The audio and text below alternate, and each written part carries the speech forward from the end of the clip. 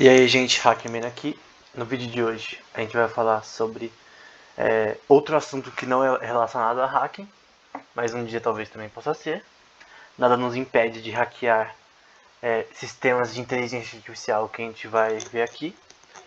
Embora a gente não tenha como fazer isso por enquanto, porque essa tecnologia é muito nova e não tem por que criar alarde sobre ela. Então, gente, a gente vai falar hoje sobre computação neuromórfica. Esse é um assunto que eu conheci recentemente. Eu vi, na verdade, numa palestra. Não sei se foi numa palestra ou num vídeo do YouTube que era sobre esse assunto, né? E eu achei muito interessante e tem tudo a ver com a questão de cérebros artificiais que a gente estava tratando nessa sequência, né? Lembrando que cérebro artificial não é que vai criar tipo, um cérebro de verdade, né? A questão mais virtual, né? Uma simulação do córtex cerebral. Então, embora já tenha isso já, por exemplo, de ratos, como o projeto Blue Brain Project, entre outros, do cérebro humano não se tem por enquanto. Então, a capacidade computacional para gerar, por exemplo, os dados relacionados a um rato foram tipo milhares de processadores com petabytes, se eu não me engano foi 2 petabytes de armazenamento. Gente, para você ver o que é um petabyte, isso aqui é um cérebro de um rato, para fazer uma simulação. Uma simulação de um cérebro de um rato, 2 petabytes né, de armazenamento. Desculpa, falei memória, né? De armazenamento. Então é um data center que ficava guardado na verdade em Harvard, né? Em um dos data centers lá, que era um bloco ali só da simulação feita daquele rato, né? No caso, eu estou citando um projeto aí que foi feito que agrupou esses dados de um rato. Então, se um rato é 2 petabytes, imagina um ser humano, que tem a quantidade de neurônios muito maior. Então, é basicamente isso que a gente vai ver hoje. Um pouco sobre, na verdade, computação neuromórfica tem mais a ver com hardware, né? De criar hardwares que têm capacidade de, sabe, ser mais semelhante ao nosso cérebro para fazer computações. E dá pra ver aí, outro livro do Isaac Asimov, né? Primeiro eu pus o Eu, Robô. Tem tudo a ver com o assunto, né? E Foundation, eu não li ainda Foundation, mas eu sei que essa série de livros do Isaac Asimov, que foi um visionário, ele era um químico PhD, e ele gostava muito de escrever livros sobre ficção científica, né? E basicamente Foundation é tipo como se fosse uma era assim, totalmente tecnológica, com naves espaciais e tal, mas era uma pegada mais try-hard, assim. Então,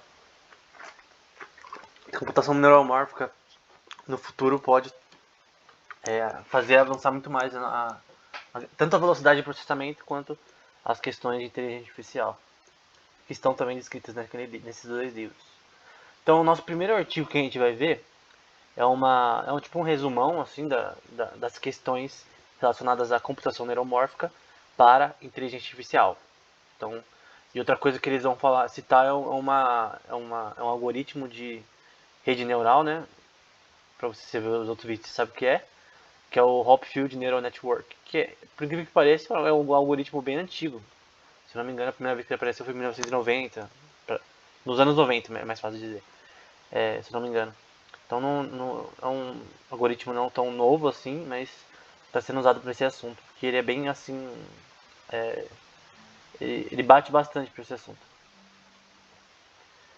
Aí tá a introdução, né? Aí vai falar que computação neuromórfica está começando a ficar popular, uma escolha popular ao invés da computação, da arquitetura de computação do von Neumann.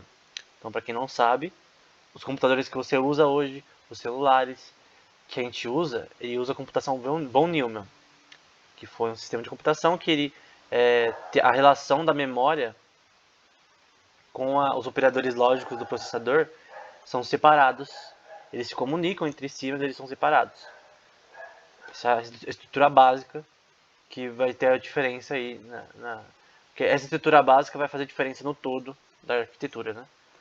E o objetivo desse artigo é isso, é mostrar essa nova tipo de tecnologia, esse novo tipo de tecnologia, né? Que parece bastante com as sinapses e com os neurônios que funcionam no nosso cérebro. Eu vou mostrar mais pra frente a parte com imagens, né?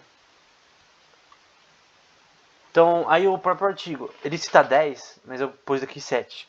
Ele cita 10 razões para desenvolvimento nessa área de computação neuromórfica, mas eu pus aí 7 que são relevantes para nós e que faz sentido.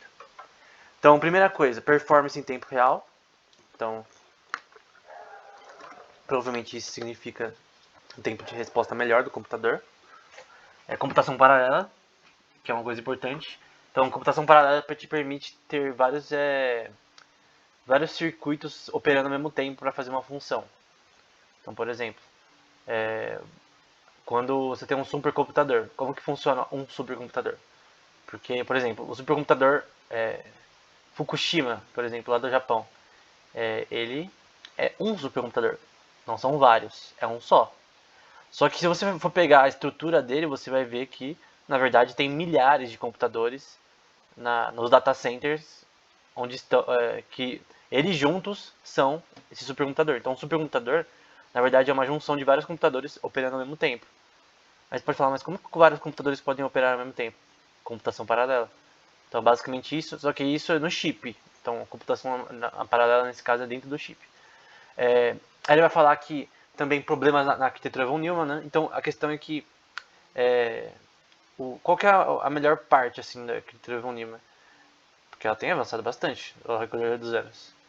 Quanto mais você diminui os seus transistores, né, que são uma coisa importante para o computador, para processamento do computador, no seu processador vai ter milhões de transistores. A questão dos transistores é que eles estão cada vez ficando menores. Eu vi até recentemente um de 7 não sei como falar em português, nanometers, né? Nanômetros, será? Então, eu vou falar nanômetros porque eu acho que é assim que é a tradução. Então, de 7 nanômetros estão falando que estão tentando fazer, né? Por enquanto, a gente tem no mercado de 14 nanômetros. Quanto menor, cabe mais aquele chipzinho. Se caber mais, vai ser mais rápido, é simples. Quanto mais transistores, mais rápido vai ser o computador. Então, quanto você mais diminui os transistores, mais você consegue pôr e vai ficar mais rápido. Mas o problema é que tem uma hora que fica tão pequeno os transistores que a gente vai chegar num nível quântico. Por que nível quântico? Para quem não sabe, física quântica tem a ver com as propriedades pequenas da física. Por exemplo, partículas de luz, partículas, sabe, que são em níveis próximos a atômicos. Então, quando você diminui muito o chip, você vai ter problemas relacionados à computação quântica. Computação quântica não, desculpe, a física quântica. Que vai criar muito problemas, que vai dar muito erro nas computações. Esse é um problema que algumas pessoas estão tentando resolver e tal, enfim, é um problema de design mais, né? Mas quanto mais diminui os transistores, mais você tem que lidar com esses probleminhas. Escalabilidade, menor consumição de energia, então você vai consumir menos energia, que é estranho. Aprendizado online, eu não sei como descrever isso, e velocidade maior. Então tem várias razões para a gente querer isso. Então, se aplicável essas coisas para um celular, por exemplo, ou uma placa de vídeo, enfim, não é tanta teoria porque já tem esse tipo de coisa, então é mais rápido, né? Então, por design, né? Então, através do paralelismo desse tipo de hardware, os equipamentos eles relacionados a, por exemplo, inteligência artificial, eles são muito mais rápidos do que as arquiteturas von Neumann. É porque, na verdade, a arquitetura dos computadores clássicos não é tipo parecida muito com o cérebro humano. Então, esse tipo de tecnologia, computação neuromórfica, ela tenta ao máximo ser parecido com o cérebro humano no seu design. Então, o design foi feito para ser parecido com como os neurônios se conectam, como as sinapses se alinham, enfim, é muito baseado no nosso cérebro. Então, ela vai falar, o problema básico com calculações neuromórficas é como é a estrutura do modelo de redes neurais. Então, lembrando que redes neurais tem a ver com inteligência artificial, isso aqui é importante para ter um modelo de aprendizado de um programa. Então, um programa quer reconhecer gatos, então ele vai ter que escolher um algoritmo de redes neurais, né? Como por exemplo backpropagation, que é um algoritmo antigo, outro por exemplo como SVM, enfim, qualquer outro tipo de algoritmo. Mas nesse caso aí tem que desenvolver alguns que são relacionados a esse novo tipo de hardware. Então, mudando o hardware, você vai ter que também mudar os algoritmos que você usa, né? Dependendo do hardware. Então, aí vai falar sobre a composição dos neurônios, né? Que eles são compostos, na sua maioria, né?